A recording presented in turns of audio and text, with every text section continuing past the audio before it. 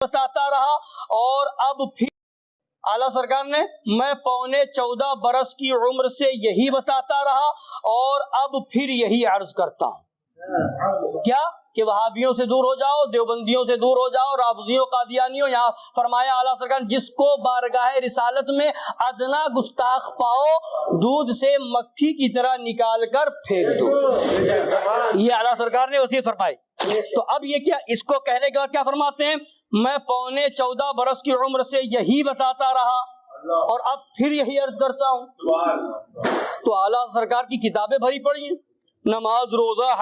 आप इन लोगों को जाहिल नहीं तो और क्या कहेंगे। हो सकता है कि अगर आप बरेलवी मसलक से ताल्लुक़ रखते हैं तो आपको ये बात बुरी लगेगी, लेकिन नहीं, मुझे एक बात आप ये बताइए कि क्यों बरेलवी क्यों कहते हैं, अहले सुन्नत वल जमात कहा कीजिए।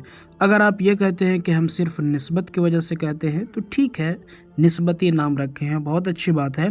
लेकिन मुझे ये समझ नहीं आता कि कुफ्र और ईमान का जो मेज़रमेंट का जो आला है और उसका जो औज़ार है, वो अहमद रज़ा ख़ान ने जो बताया उसकी कोई तहक़ीक़ क्यों नहीं हुई।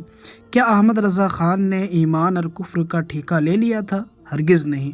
उन्होंने अपना फ़तवा दिया, लेकिन फ़तवा भी चेक किया जाता है और फतवे की भी तहक़ीक़ की जाती है।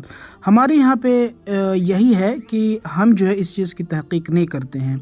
मुझे आपसे सिर्फ़ इतना सवाल है कि क्या अहमद रज़ा ख़ान की लिखी हुई बात, हर बात 100% कबूल की जाएगी, या फिर क्या अहमद रज़ा ख़ान साहब की जो किताब में लिखी हुई बात है या अहमद रज़ा ख़ान साहब ने जो फ़तवा दिया है, क्या वो कुरान की तरह बिल्कुल ऐसी इबारत है कि उस पर यकीन रखना मुसलमानों के लिए फ़र्ज़ है, और अगर कोई उसका इनकार करे, उस फतवे की तरदीद करे, तो क्या वो काफिर हो जाता है? फिर तो हम यही कहेंगे कि जब अल्लाह की किताब के अलावा अहादीस में कई किताबों पर कलाम है, यहाँ तक कि मुहद्दिसीन ने बुखारी पर कलाम किया है कि इमाम बुखारी के कुछ जो शराइत थे उनके मुताबिक ज़िक्र नहीं किया है, बल्कि अगर देखा जाए तो बाज़ जगह उन्होंने जो है अपने मकसद से हटकर सही हदीसें लाई हैं, लेकिन अपने मकसद के लिए साबित नहीं किया है। इसका ये मतलब तो नहीं कि जो बुखारी को ना माने वो काफिर हो जाएगा, हरगिज़ नहीं।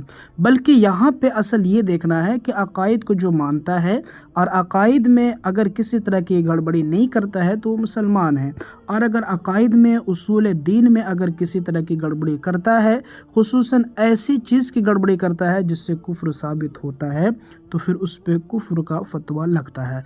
तो मैं सिर्फ ये कहना चाहता हूँ कि अगर हम किसी को ये कह दें कि आपने गुस्ताखी की है, गुस्ताखी रसूल की है, जबकि वो हकीकतन ऐसा ना हो, किसी की इबारत को लेकर बग़ैर तहक़ीक़ के उस पर फतवा लगा देना, ये कहाँ अक़ल की बात है और अक़ल में आने वाली बात है।